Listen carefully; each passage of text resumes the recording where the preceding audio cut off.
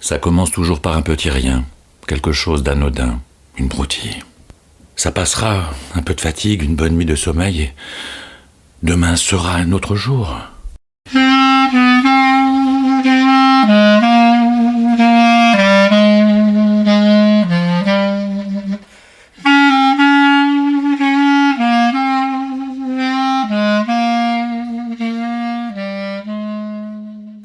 La revue Rue Saint-Ambroise et l'association Rue du Conservatoire vous proposent Vibrato de Jean-Yves Robichon. Nouvelle extraite du numéro 50 de la revue Rue Saint-Ambroise. Lecteur Yves Lambrecht. Musique Charlie Nelson.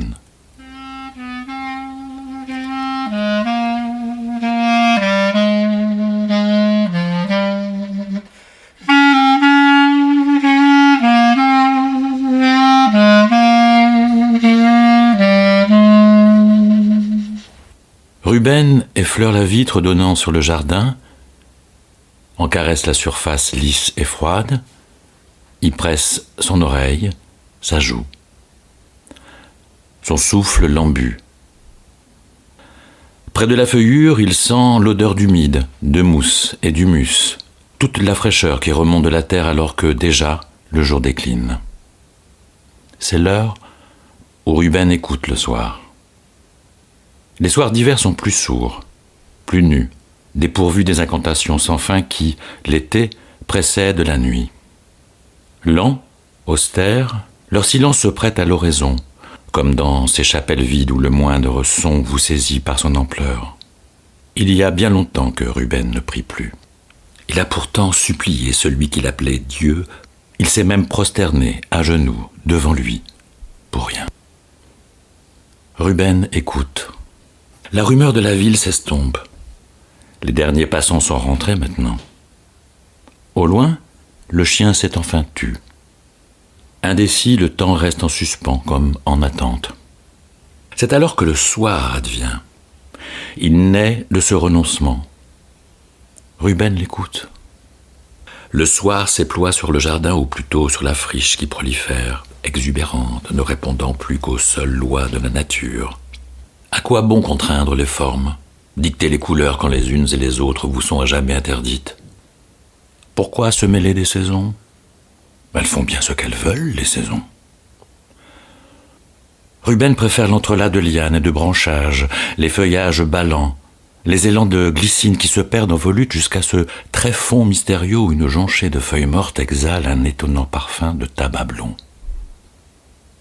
À tâtons, il aime se frayer des passages, écarter les ronces, palper des écorces aux rugosités extravagantes, malaxer du bout des doigts les dernières fleurs sèches avant de froisser, au creux de son oreille, leurs pétales sacrifiés. Ruben écoute le soir. La brise souffle, sans excès, sereine, comme une respiration. C'est ce que ressent Ruben. Le calme et la constance d'une respiration. Un rythme aussi, tel un balancement lent, résolu, qui le berce et l'apaise. Tout bruisse. Les vieux charmes frétillent de mille pampilles, des chaumes tressaillent. Partout, des herbes folles ondulent, frissonnent. Dominant ce cœur de basse, la cime d'un bouleau tangue, presque silencieuse. Les sons traversent la vitre du salon, s'entremêlent, ricochent comme dans une chambre d'écho, avant de se fondre d'une même voix. À l'unisson, le corps de Ruben vibre aussi. La voix lui murmure des bribes de phrases dans une langue belle et grave. Une voix qui le touche, une voix si proche. Avant, ça commence toujours par un petit rien, quelque chose d'anodin. Une broutille. Ça passera, un peu de fatigue, une bonne nuit de sommeil, et demain sera un autre jour. Plus tard, beaucoup plus tard, on comprend que c'était le début. On ne le savait pas encore, mais le mal était là. Ruben se souvient très exactement de ce moment où plus rien ne fut comme avant, de cette nuit où le noir se fit plus obscur. Après le concert, sa vision se brouilla. Il perdit ses repères, ne voulut pas s'attarder au foyer. le contre-coup d'une journée épuisante, pensa-t-il. En rentrant, au pied de son hôtel, il hésita, se heurta à un mur, trébucha, rien de sérieux. Mais il n'avait pas compris ce qui lui arrivait. Laurine lui reprocha d'avoir trop bu. Il n'en était rien. Au fil des jours, tout devient plus flou, plus gris, plus incertain. Ses yeux le trahissaient. Le monde se réduisait à l'extrémité d'un sombre tunnel qui de jour en jour s'éloignait. Inexorablement, Laurine s'effaçait. De silhouette, elle se fit ombre vague, de plus en plus vague. Perdu dans ces ténèbres, il tâtonnait, vacillait. Sans aucun espoir, la médecine le condamna à une nuit imminente et sans fin. Laurine regagna Londres pour y poursuivre sa carrière. Il ne lui en voulait pas. Leur histoire s'épuisait dans un jeu de faux-semblants dont ni elle ni lui n'étaient dupes. Il n'aurait pas supporté sa pitié. Plutôt la solitude que les attitudes embarrassées, la condescendance, le bras auquel on se raccroche. Il dut renoncer à l'orchestre, aux tournées, aux applaudissements, à ses amis, à la vie sociale qui fut la sienne. Il voulait être seul. L'idée d'un presbytère s'imposa à lui sans qu'il sût pourquoi. Peut-être le souvenir de visites qu'il fit, enfant avec sa grand-mère, dans celui de son village. Il se rappelait ces pièces austères, leur acoustique feutrée, invitant au murmure, à la confidence, voire à la confession. Il imaginait leurs murs imprégnés de prières chuchotées avec dévotion, des heures durant, devant des visages de madones tout auréolés de feuilles d'or. Peut-être espérait-il, en ce lieu baigné de religion, une rédemption pour une faute qu'il aurait commise. Une sorte de grâce le délivrant de sa peine. Ne sachant comment tromper son désespoir, il voulait prier, implorer le secours d'un Dieu auquel il aurait tant aimé croire. Ses pensées s'en mêlaient, confuses, irrationnelles, mais il resta déterminé. Dès qu'il le put, il acquit une cure récemment désaffectée. La demeure assez modeste se situait au fond d'une impasse dans une petite ville du nord de la France. L'intérieur, d'une propreté méticuleuse, embaumait la cire d'abeille. Du bout des doigts, il frôla les arabesques d'un papier peint démodé, les moulures de boiserie ancienne, la veinure d'un marbre. Il se figurait seul, dans ce décor désuet.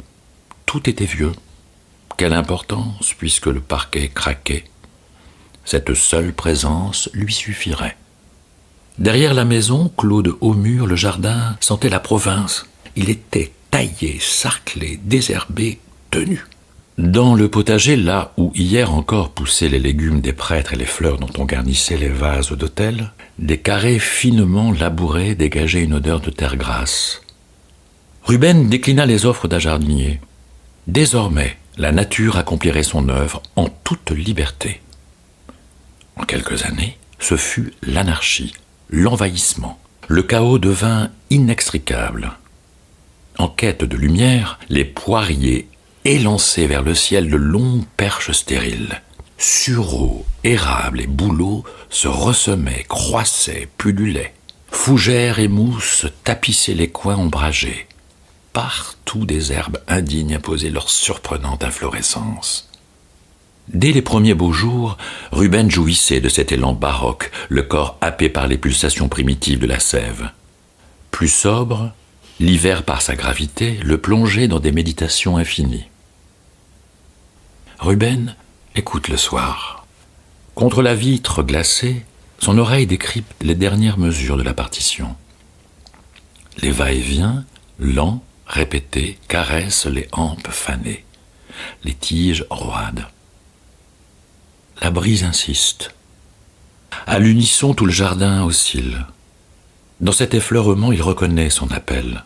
Non pas une plainte, non, un chant profond, et qui seul vous transporte, le chant de l'âme. Comment a-t-il pu l'oublier? Lui qui fut son fidèle compagnon, un être si délicat qui, sans fausse pudeur, prenait appui tout contre son épaule comme le font les vrais camarades. Il se rappelle les heures de passion pour que l'un et l'autre atteignent l'excellence. Comment a-t-il pu effacer de sa mémoire leur complicité, leur intimité même? Perdu dans ses pensées, Ruben oublie le soir. Dehors, la nuit est tombée. C'est autre chose la nuit. Des silences plus mats d'où surgissent sans prévenir des bruits effrayants. hurlements de rapaces, feulements, coups de vent. Ruben oublie le jardin. Il emprunte un long couloir pour rejoindre une chambre plus secrète. Un oratoire avait-il imaginé lors de son aménagement découvrant, scellé dans le mur, un bénitier à demi rempli d'eau. C'est là, dans ce lieu consacré, que Ruben avait remisé son vieux compagnon. Il le retrouve tel qu'il l'avait laissé, le dégage de son étui, étreint ses courbes blondes, allonge sa pique, le cale entre ses genoux. Tous deux, l'un contre l'autre, ils prennent le temps de refaire corps. Ruben lui murmure quelques mots. Alors il se sent prêt. Il tend la mèche de son archet, puis, d'un geste pudique, caresse le violoncelle. Rassuré par ce premier son, il joue quelques mesures, écoute, manipule les chevilles. Peu à peu, les notes s'ajustent.